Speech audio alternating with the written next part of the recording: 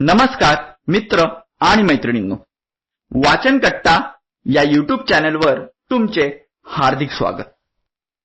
आज मी तुम्हाला माझ्या जीवनातील पहिल्या विमान प्रवासाचा अनुभव सांगणार आहे।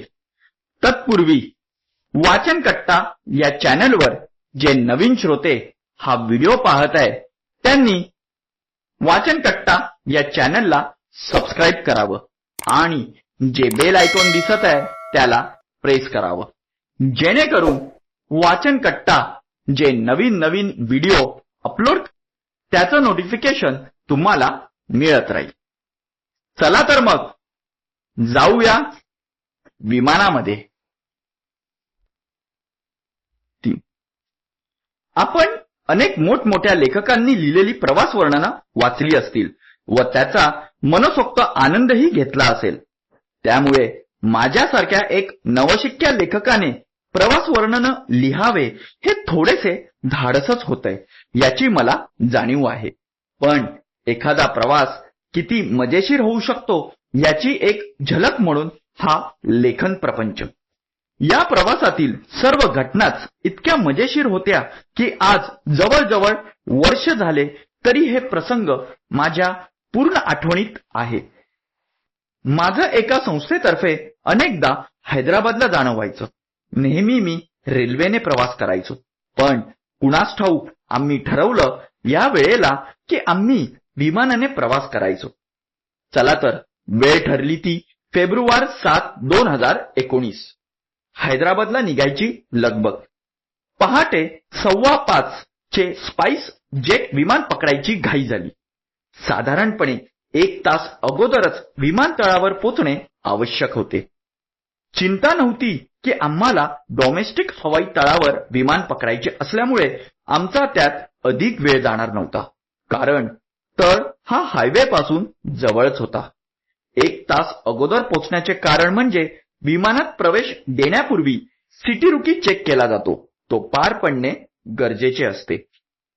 विमानात बसायचा हा माझा पहिलाच अनुभव आणि वेळ होती। विमानात पहिल्यांदाच बसणार होतो म्हणून मला कोण जाणे झोप काही लागत नव्हती।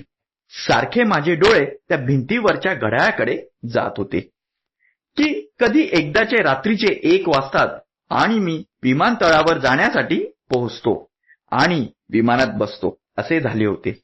विमानात बसल्यावर ते वर जाताना कसे बरे वाटणार आणि काय अनुभव येणार याची मनाला हुरहुर लागली होती। वरती गेल्यावर सगळीकडे ढग दिसतात आणि एवढ्या उंचीवर असल्या कारणाने खाली काहीच दिसत नाही हे मी ऐकून होतो। हैदराबादचा प्रवास हा माझा 1.5-2 तासांचा प्रवास। या 1.5-2 तासात काय होणार ह्याची मनामध्ये विचारधारा चालू झाली। नेहमी मी जमिनीमधून आकाश पाहत आलो, पण आज मी आकाशामधून जमीन बघणार होतो। पायलट कशा पद्धतीने हवेमधून मार्ग काढेल, त्याला मुंबई ते हैदराबाद हवेतून मार्ग मिळेल ना, अशा नाना प्रकारचे बालिश प्रश्न उभे राहत होते। मनाची घालमेल आणि चलबिचल चालू झाली आणि मनामध्ये एक प्रकारचा आनंदही दाटला होता। या हैदराबाद सफारीने माझ्या सर्व शंकांचे निरसन होणार होते आणि मला प्रत्यक्षात हवाई सफारीचा आनंदही लुटता येणार होता। रात्री 1चा अलार्म वाजला आणि मी खडबडून जागा झालो। माझी प्रवासाला जाण्याची लगबग चालू झाली। कसे बसे सर्व कार्यक्रम आटपले आणि मी एकदाचा पहाटेचे 4 वाजता विमानतळावर पोहोचलो। लगेचच स्पाइस जेटच्या तिकीट काउंटरवर गेलो आणि तिकीट दाखवलं आणि बोर्डिंग पास घेतला। पुढे सिटी रुकीसाठी प्रयाण केले। आता तुम्ही म्हणाल सिटी रुकी म्हणजे काय, तर आपण आपल्या विमानाचे टर्मिनल शोधायचे आणि चेक इन डेस्ककडे जायचे। चेक इन डेस्ककडे पोहोचल्यानंतर आपले सामान तपासले जाणार आणि मग तपासून झाल्यावर आपला ई बोर्डिंग पास बनवला जातो। पण खरंच सिटी रुकीमध्ये जवळजवळ आमचा अर्धा तास गेला। सिटी रुकी करण्याचे महत्त्वाचे कारण म्हणजे एअरपोर्टवरील दहशतवादी हल्ले, होणारे बॉम्बस्फोट रोखण्यासाठी केला जातो। आता पुढची तयारी विमानात बसण्याची। त्यामुळे तेथून आपण पुढे लाउंजमध्ये जातो आणि मग आपण आपल्याला इच्छित विमानाच्या बोर्डिंगकडे रवाना होतो. पुढे आम्ही गेट नंबर 28 कडे रवाना झालो. कधी एकदाचं विमान येत आहे आणि आम्ही विमानात बसतोय असं झालं होतं. मनाची चलबिचल खूप होत होती आणि तिकडे पाहिले तर भली मोठी रांग लागलेली. त्या रांगेमध्ये आम्ही नंबर लावला. थोड्या वेळाने बोर्डिंग पास दाखवून आम्ही विमानाच्या आत शिरलो. आता थोडी मनाची चलबिचल थांबली. केवढं ते मोठं विमान आणि एवढ्या उंचीवरून हे विमान एका अंतरावरून दुसऱ्या अंतरावर पोहोचवते. आत शिरल्यावर आम्ही लगेचच स्थानापन्न झालो. त्यानंतर आमचे स्वागत करण्यासाठी 2 हवाई सुंदरी आल्या. खरोखरच त्या खूप सुंदर, सरपातळ बांधा, डोक्यावर गांधी टोपी घातलेल्या त्या 2 तरुणींनी आमचे स्वागत खूप छान पद्धतीने केले. संपूर्ण लाल गणवेश त्यांनी परिधान केला होता. आता मनामध्ये खूप प्रकारचे विचार होतेच. आता पुढील अनुभव कसा असणार ह्याची उत्सुकता लागून राहिली होती. लगेचच विमानाचा दरवाजा बंद झाला आणि सर्व माणसे आपापल्या जागेवर स्थानापन्न झाली. थोड्या वेळाने हवाई सुंदरीने घोषणा केली की तुमच्या जवळचे लॅपटॉप, मोबाईल वगैरे बंद ठेवावेत व सगळ्यांनी आपल्या खुर्चीचे बेल्ट बांधून घ्या. बरोबर 5:15 वाजता आमच्या विमानाचे इंजिन सुरू झाले. पायलटने एक वळसा मारून विमान रनवेकडे घेण्यास सुरुवात केली. मन बैचेन होत होते.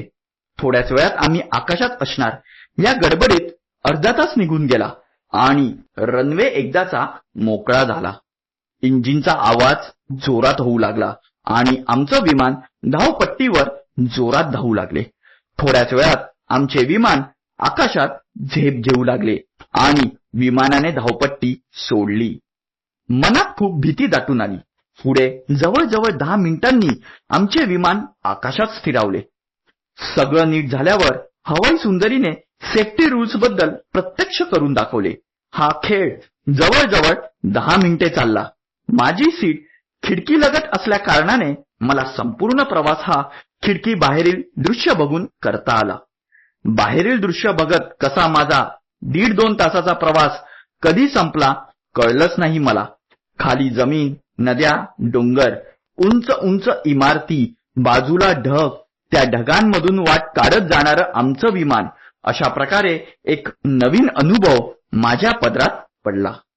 थोड्याच वेळात हवाई सुंदरीने घोषणा केली की 10 मिनिटात आपण हैदराबादकडे प्रस्थान करणार आहोत. आता विमान विमानतळावर कसे उतरणार ह्याची चिंता मला सतावत होती. हाही माझ्यासाठी एक वेगळाच अनुभव होता. ह्याची मी उत्सुकतेने वाट बघत होतो. पुढच्या 10 मिनिटात आमच्या विमानाने लँड घेतलं. विमानामधील आणि जमिनीमधील अंतर आता कमी होऊ लागले आणि विमानाचा टायर आता जमिनीला लागू लागला. थोड्या वेळाने विमान बाजूला थांबले आणि सर्व प्रवासी खाली उतरू लागले. हा सर्व प्रवास मी माझ्या कॅमेरामध्ये बंदिस्त केला आणि हा अनुभव कधीतरी घेता येईल या आशेने आम्ही आमचा विमान प्रवास संपवला. तर मित्रांनो, कसा वाटला हा विमान प्रवास? जर विमान प्रवास आवडला असल्यास कथेला लाईक, शेअर आणि कमेंट्स जरूर करा आणि वाचनकट्टा या चॅनलला सबस्क्राईब करायला विसरू नका. धन्यवाद.